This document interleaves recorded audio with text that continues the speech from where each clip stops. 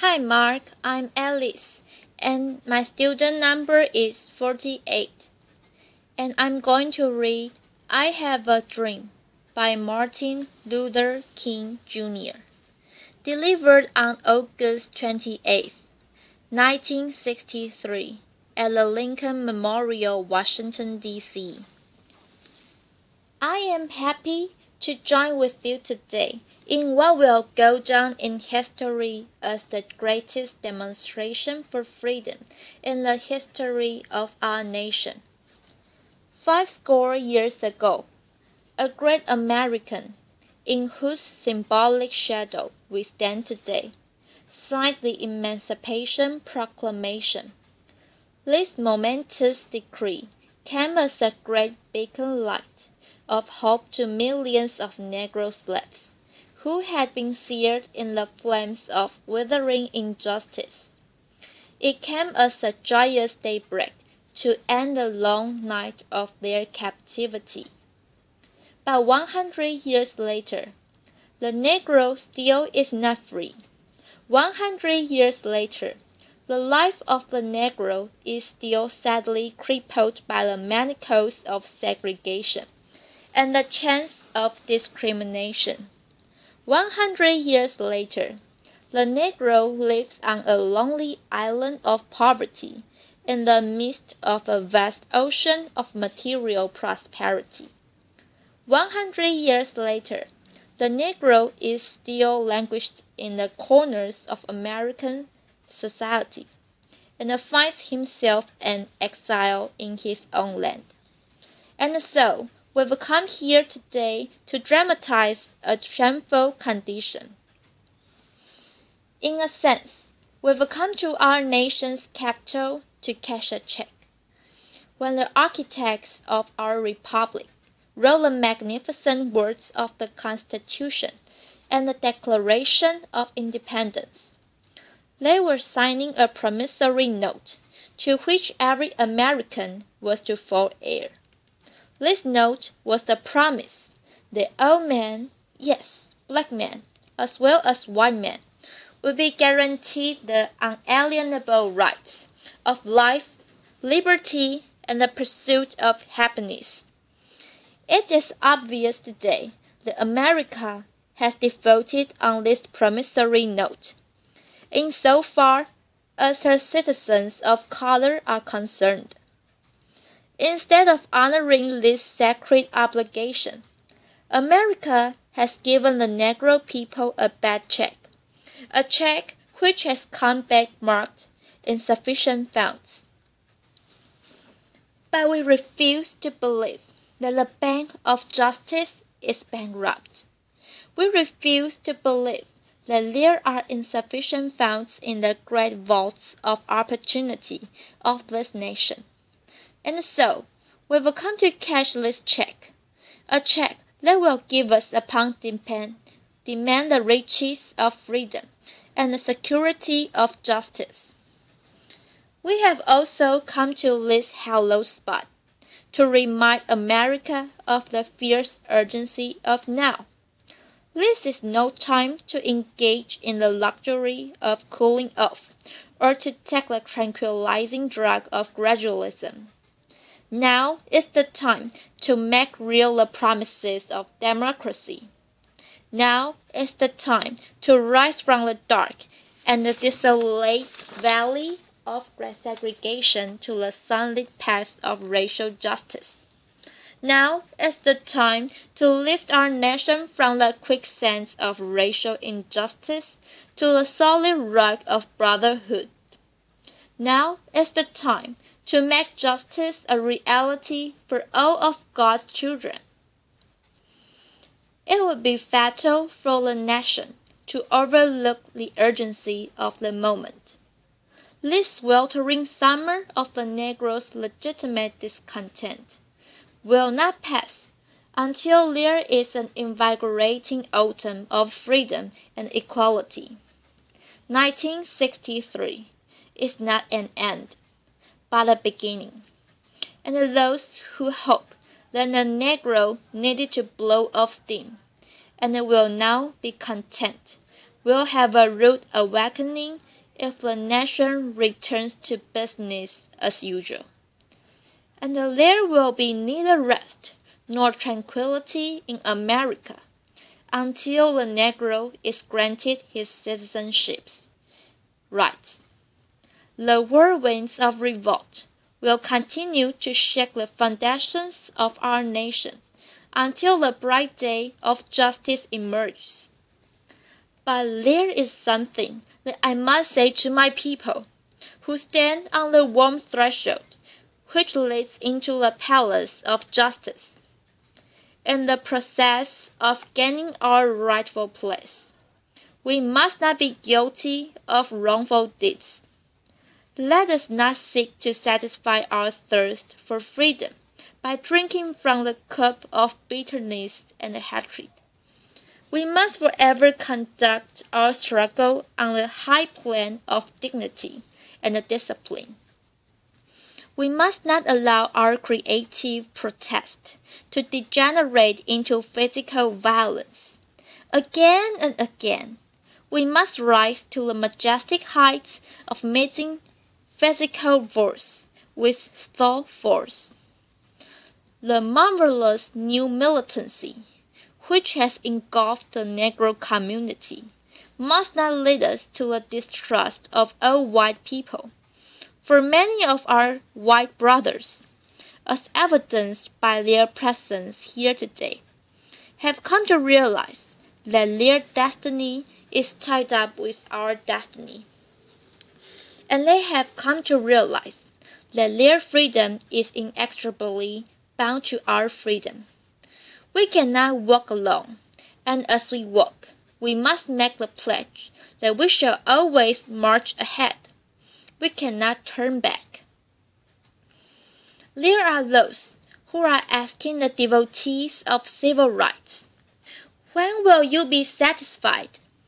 We can never be satisfied as long as the Negro is the victim of the unspeakable horrors of police brutality.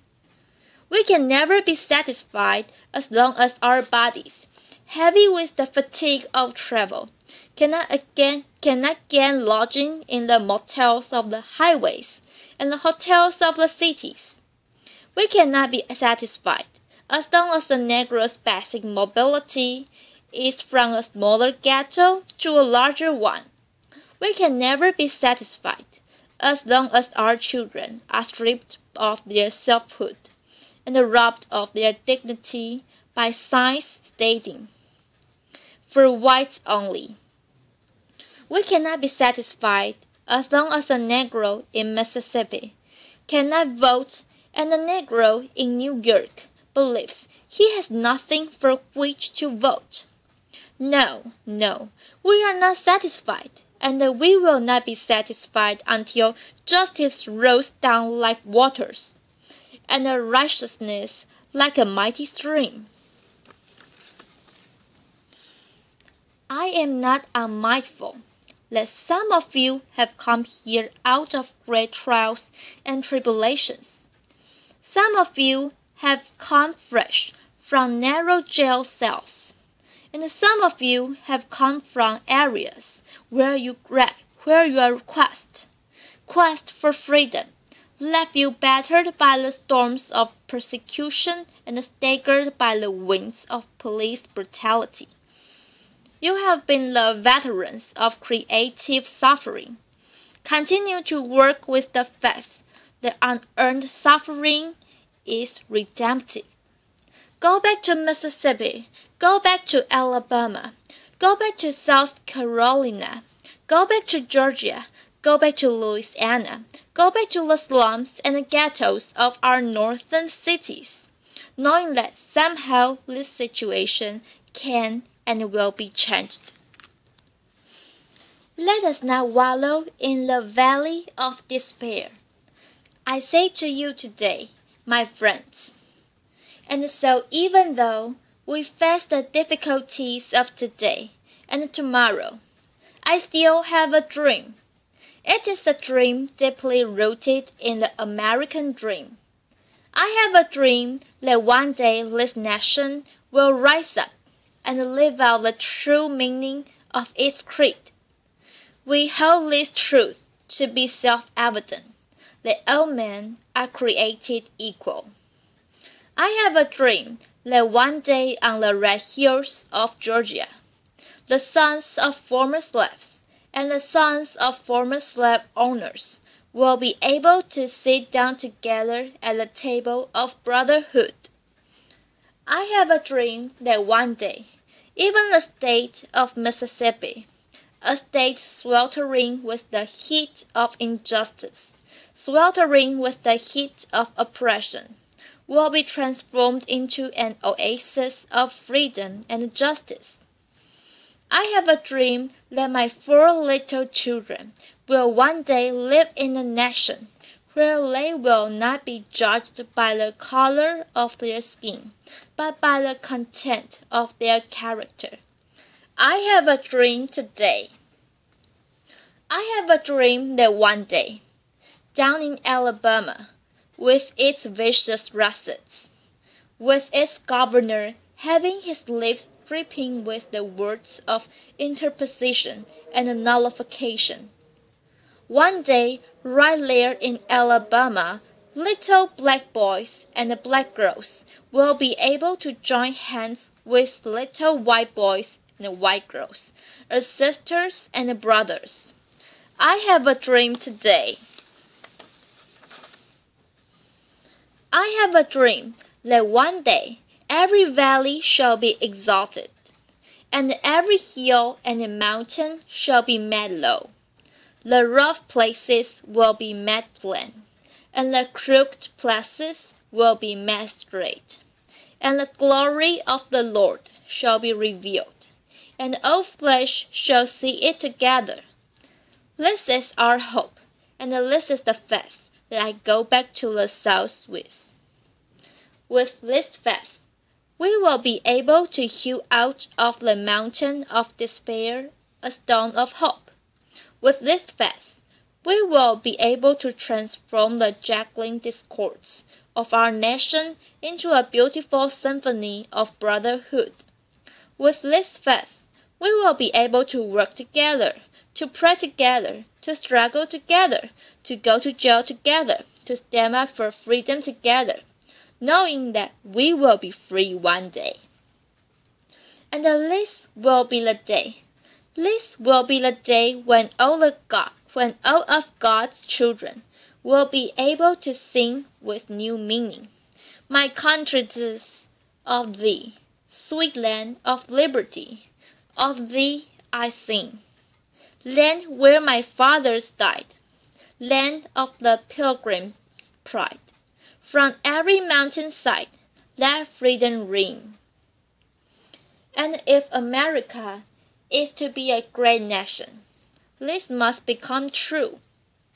And so, let freedom ring from the prodigious hilltops of New Hampshire. Let freedom ring from the mighty mountains of New York. Let freedom ring from the heightening Alleghenies of Pennsylvania. Let freedom ring from the snow-capped Rockies of Colorado. Let freedom ring from the crevaceous slopes of California. But not only that. Let freedom ring from Stone Mountain of Georgia. Let freedom ring from Lookout Mountain of Tennessee. Let freedom ring from every hill and molehill of Mississippi. From every mountainside, let freedom ring.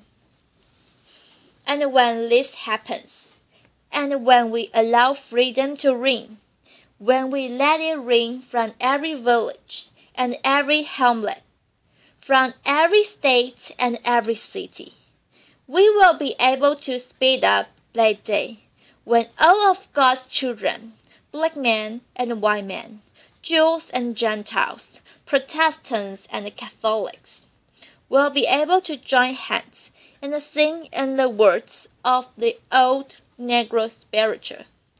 Free at last, free at last. Thank God Almighty, we are free at last. And